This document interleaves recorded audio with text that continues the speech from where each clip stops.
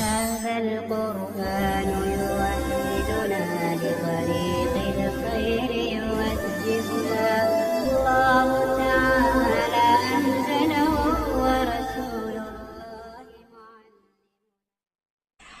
قاعدہ واو و یائے متحرک بعد فتحہ الف شود بشروط فا کلمہ نباشد پس فوعد و توفا و تیسر واو و یا الف نشود عین لفیف نباشد چون توا و حائیہ قبل الف تثنیہ نباشد چون دعوا و رمیا قبل مد زائرہ نباشد چو طویل و غیور و غیابت واو یفعلوا ولم یفعلوا و یفعلون و تفعلون و یا تفعلین کہ کلمہ جداگانہ و فاعل فعل اند مد زائدہ نیستند لہذا قبل ایہا واو و یا الف شود و با استماع ساکنین بیفتد چون دعوا و یکشون و تکشون و تکشین انہیں تاکید نباشد چون علوی و اخشئن چون علوی و اخشئن بمعنی لون و عیب نباشد چون عبیر و سعیدہ بروزن فعلان نباشد چون دوران و سیلان ونہ بروزن فعلا چو سورا و حیدا ونہ بروزن فعلتن چو حولتن وہم افتعال بمعنی تفاعل نباشد چو استور و اعتبر کہ بمعنی تجاور و تعاور است مثال قال و باع و دعا و رما و باب و ناب وقوع ساکن و وقوع تائے تانیث فعل ماضی اگرچہ متحرک باشد بعد این چنی الف موجب سقوط است مثل دعت دعتا و دعوا و ترضینا مگر در صیغ ماضی معروف از جمع مؤنث غائب تا آخر بعد حذف الف فارا در واو مفتوح العین و مضموم العین ضمہ دهند چو قلنا وطلنا ودریائے و واو مکسور العین کسرہ چو بعنا وخفنا قاعدہ واو و یائے متحرک بعد فتح الف شود بشروط واو اور یائے متحرکہ فتحہ کے بعد الف سے تبدیل ہو جاتے ہیں چند شرائط کے ساتھ نمبر 1 ہے فا کلمہ نباشد وہ واو اور یا فا کلمہ میں نہ ہوں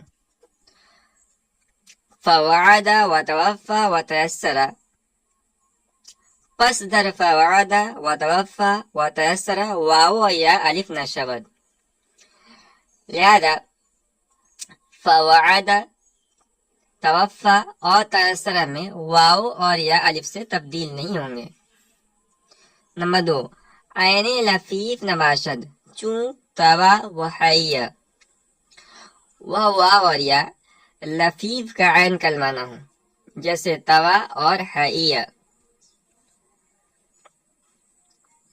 نمبر 3 قبل الف تثنیہ نباشد چون دعوا و رمیا وہ الف تثنیہ سے پہلے نہ ہوں جیسے دعوا اور رمیا نمبر 4 قبل مد زائدہ نباشد چون طویل و غیور و غیابت مد زائدہ سے پہلے نہ ہوں جیسے طویل غیور اور غیابت مصنف فرماتے ہیں کہ واو فعلو و یفعلون و تفعلون و یائے تفعلین کے کلمہ جداگانہ و فاعل فعل اند مد زائدہ نیستند لہذا قبل ایہا واو یا الف شود و اجتماع ساکنین بیفتد چو دعوا و یکشو. مصنف فرماتے ہیں فعلو جو کہ جمع مذکر غائب کا صیغہ ہے فعل ماضی سے، اسی طرح یفعلون و تفعلون جمع مذکر حاضر جو جمع مذکر غائب اور جمع مذکر حاضر کا صیغہ ہے فعل مضارع کا صیغہ ہے فعل مضارع سے، ان کا واو. اور تفعلین جو کہ واحد مؤنث حاضر کا صیغہ ہے، تو تفعلین کی یا کہنے کہ یہ علیحدہ کلمہ اور فعل کا فاعل ہے، لہذا یہ واو اور یا مد زائدہ نہیں ہے، لہذا ان سے پہلے واو اور یا الف ہو جاتے ہیں اور اجتماع ساکنین کی وجہ سے گر جاتے ہیں، جیسے دعوا اور یکشونا، تکشونا، تکشینا. پانچویں شرط ہے کہ قبل یائے مشدد و نون تاکید نباشد چو علوی و اخشین. یہ واو اور یائے مشدد اور نون تاکید سے پہلے نہ ہوں، جیسے علوی اور اخشین. چھٹی شرط ہے کہ بمعنی لون و عیب نباشد چو عویرہ و سعیدہ. یہ واو اور یا جس کلمے میں ہو وہ کلمہ رنگ و عیب کے معنی میں نہ ہو، جیسے عویرہ اور سعیدہ. نمبر 7 پر ہے بروزن فعلال نباشد چو دوران و سیلان و نہ بروزن فعلا چو سورا و حیدا. کہنے کہ وہ کلمہ فعلال کے وزن پر نہ ہو، جیسے دوران ہے، سیلان ہے. اسی طرح وہ کلمہ فعلا کے وزن پر نہ ہو، جیسے سورا ہے اور حیدہ ہے. وَنَهَ بَرْوَزْنِ فَعَلَةٌ چو حوکتن. اسی طرح وہ کلمہ فعلتن کے وزن پر نہ ہو، جیسے کہ حوکتن ہے. کہنے آگے کہ وہم افتعال بمعنی تفاعل نباشد. وہ واو اور یا ایسے بار افتعال میں بھی نہ ہو جو تفاعل کے معنی میں ہو، چون اجتورا و اعتورا کے بمعنی تجاوزہ و تعاورہ است.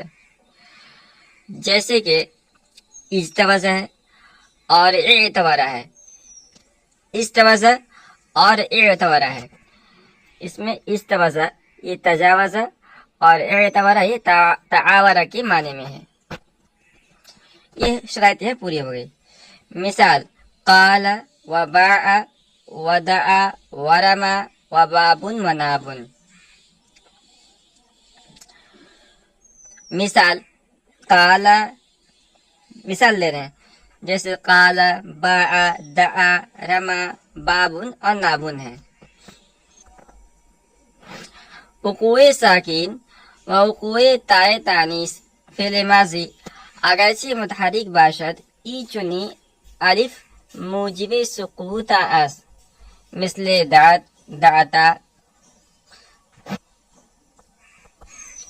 مثل دعت، دعتا، دعو و ترزینا.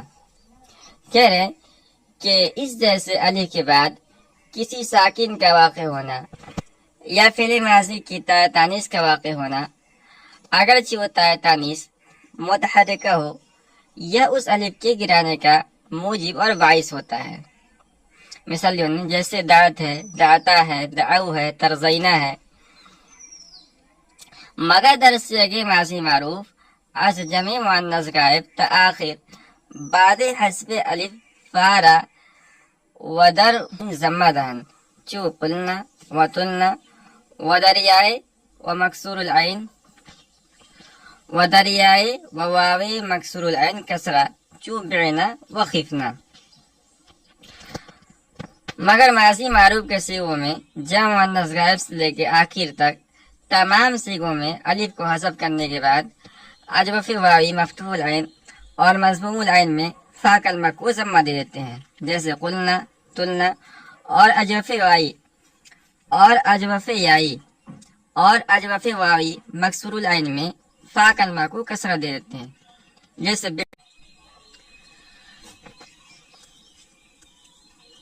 قاعدہ واو و یا متحرک بعد فتح الف و شبت بشروط. یہ قاعدہ نمبر 7 ہے اور اس کو کالا اور با والا قاعدہ بھی کہا جاتا ہے. اور اس قاعدے کا خلاصہ یہ ہے کہ واو اور یا کو الف سے تبدیل کرنا واجب ہے چند شرائط کے ساتھ. کتب صرف میں اس قاعدے کی 20 تک شرائط لکھی ہوئی ہیں. یہاں مصنف نے اختصار کے پیش نظر کچھ شرائط ذکر کی ہیں جن کی تعداد 13 بنتی ہیں، جو ترتیبوار یوں ہیں. پہلی شرط یہ ہے کہ واو اور یا متحرک ہوں، ساکن نہ ہوں. دوسری شرط یہ ہے کہ ما قبل مفتوح ہوں، تو واو اور یا کا جو ما قبل ہے وہ مفتوح ہونا چاہیے، مضموم یا مکسور نہیں ہونا چاہیے. تیسری شرط یہ ہے کہ وہ واو اور یا فا کلمے کے مقابلے میں نہ ہوں، جیسے فا وعدہ ہے اور توفا ہے.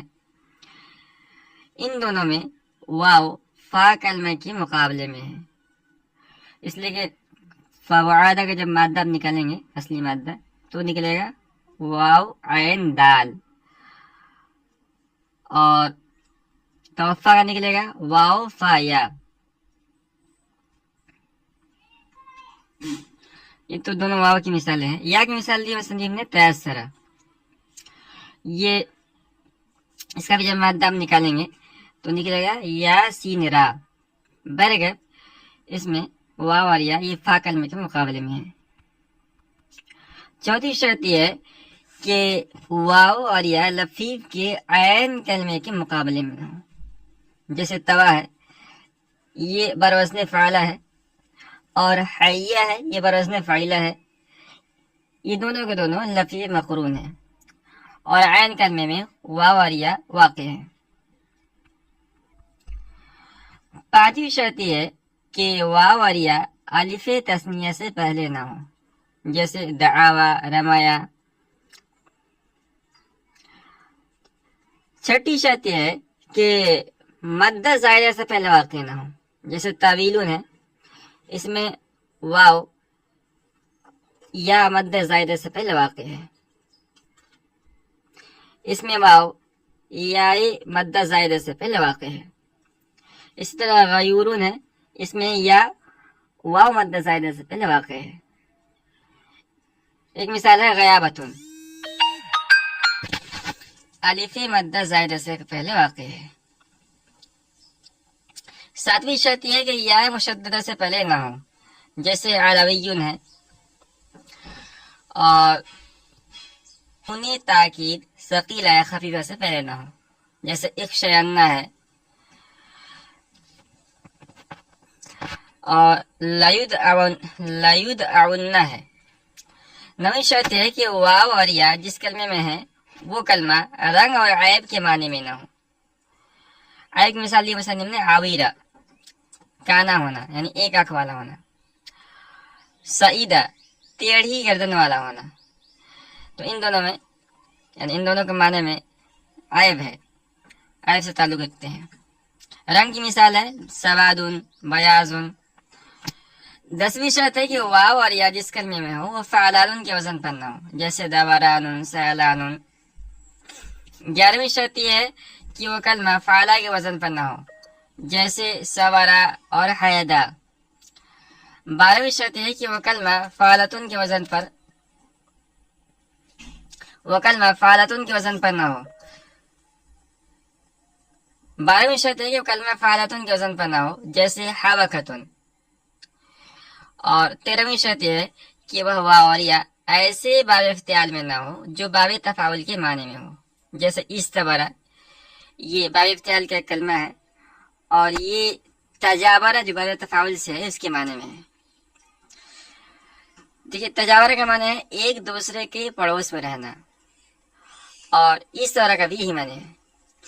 تو کہا جائے گا کہ یہ استوارہ باب افتعال یہ تجاورہ باب تفاول کے معنی میں ہوئے.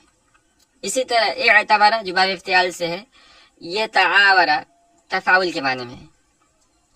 دیکھیے تعاورہ کا معنی ہے کسی چیز کو باری باری لینا اور یہی معنی اعتبارہ کے بھی ہیں.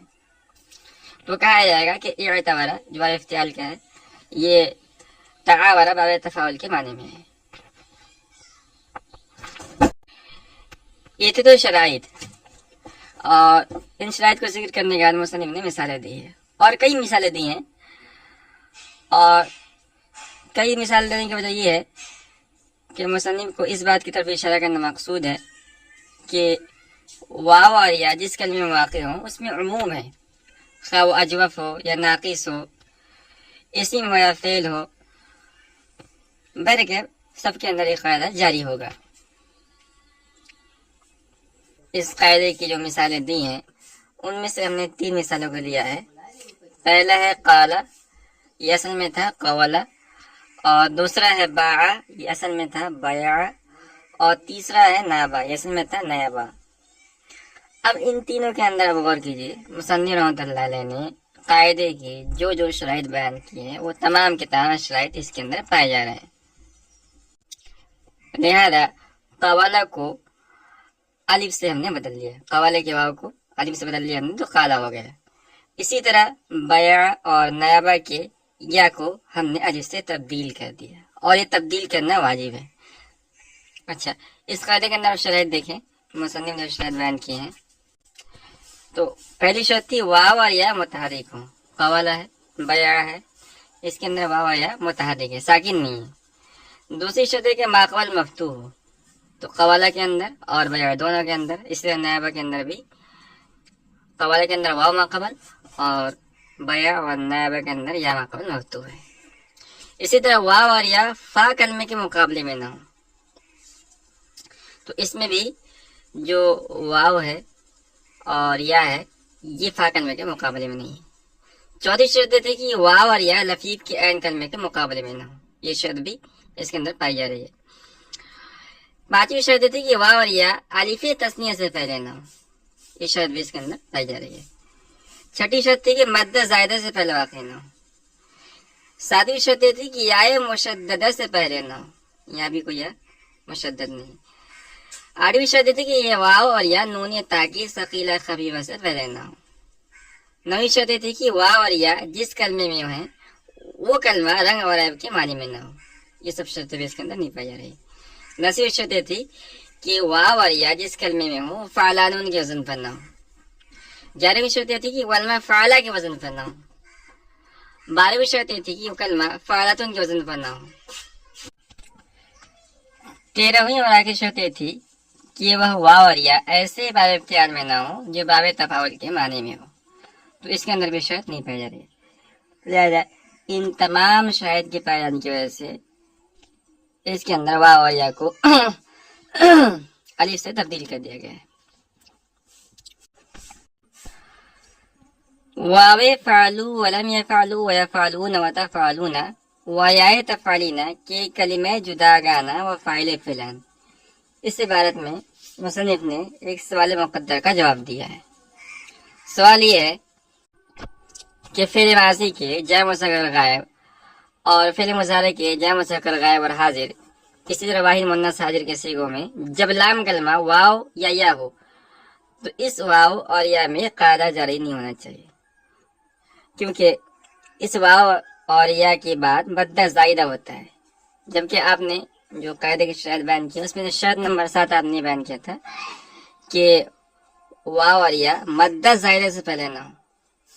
لیکن اس شرط کے نہ ہونے کے باوجود ان مذکورہ صیغہ جات میں لام کلمہ کا واو اور یا اس قاعدے کے مطابق الف سے تبدیل ہوتے ہیں اور پھر التقاء ساکنین سے گر جاتے ہیں. جمع مذکر غائب فعل ماضی کی مثال ہے، جیسے دعوا، یہ اصل میں تھا دعا، اس میں واو متحرک ما قبل مفتوح کے بعد واو مدہ زائدہ موجود ہے، اس کے باوجود لام کلمے کا واو الف سے تبدیل ہوا، پھر التقاء ساکنین ہوا الف اور واو کے درمیان، پھر آپ نے الف کو حذف کر دیا. مصنف نے اس سوال کا جواب دیتے ہوئے فرمایا کہ ان مذکورہ صیغوں میں لام کلمے کے بعد جو واو اور یا ہے یہ مد زائد نہیں ہے، اس لیے کہ مد زائد سے مراد یہاں پر وہ حروف مدہ ہیں جو محض مدہ ہونے کی حیثیت سے زائد ہو، کسی معنی پر دلالت نہ کرتا ہو، اور اس کا ساکن ہونا لازمی ہو، اس پر حرکت نہ آتی ہو۔ اور مذکورہ صیغوں میں جو واو اور یا ہے ان کی وجہ صرف مدہ ہونے کی حیثیت سے نہیں ہے، بلکہ اصلاً یہ معنی پر دلالت کرنے کے لیے موضوع ہے۔ مثال کے طور پر واو ہے، واو یہ جمعیت پر، اور یا یہ معنی تانیث پر دال ہے، اور اس واو اور یا پر حرکت بھی آتی ہے۔ بہرکیف یہ واو اور یا یہ مد زائد نہیں ہے، بلکہ مستقل الگ الگ کلمہ اور ضمیر فاعل ہے، اس لیے یہ قاعدہ جاری ہوا ہے۔ یہ بات بھی یہاں پوری ہو گئی۔ آگے مصنف نے وقوع ساکن وقوع تائے تانیث فعل ماضی اس عبارت کے اندر بیان فرمایا ہے کہ قالا اور با والا قاعدہ کے مطابق جو الف واو اور یا سے بدلا ہوا ہو، اگر اس الف کے بعد کوئی ساکن واقع ہو یا فعل ماضی کی تائے تانیث واقع ہو جائے، اگرچہ وہ تا متحرک کیوں نہ ہو، تو اس صورت میں الف اجتماع ساکنین کی وجہ سے گر جاتا ہے۔ مثال لی مصنف نے، جیسے دعوت ہے، یہ اصل میں تھا دعوت، اس قاعدے کے مطابق واو الف سے بدلا تو دعات ہوا۔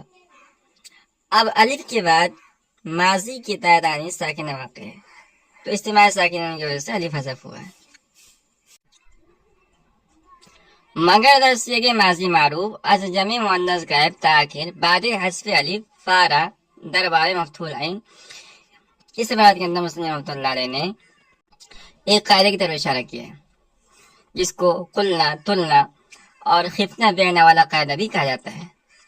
اور اس قاعدے کا خلاصہ یہ ہے کہ ثلاثی مجرد اجوف کے ماضی معروف میں جب باقاعدہ قالبا واو اور یا الف سے بدل جائے اور پھر الف اجتماع ساکنین سے گر جائے تو اجوف واوی کی صورت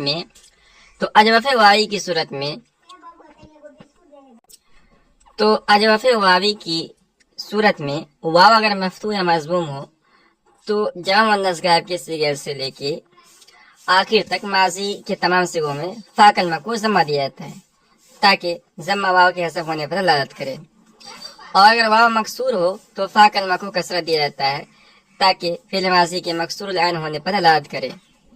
اسی طرح اجوف یائی کی صورت میں بھی فا کلمہ کو کسرہ دیا جاتا ہے خواہ یا پر کوئی بھی حرکت ہو۔ یا کی صورت میں کسرہ اس لیے دیا جاتا ہے تاکہ کسرہ یا کے حذف ہونے پر دلالت کرے۔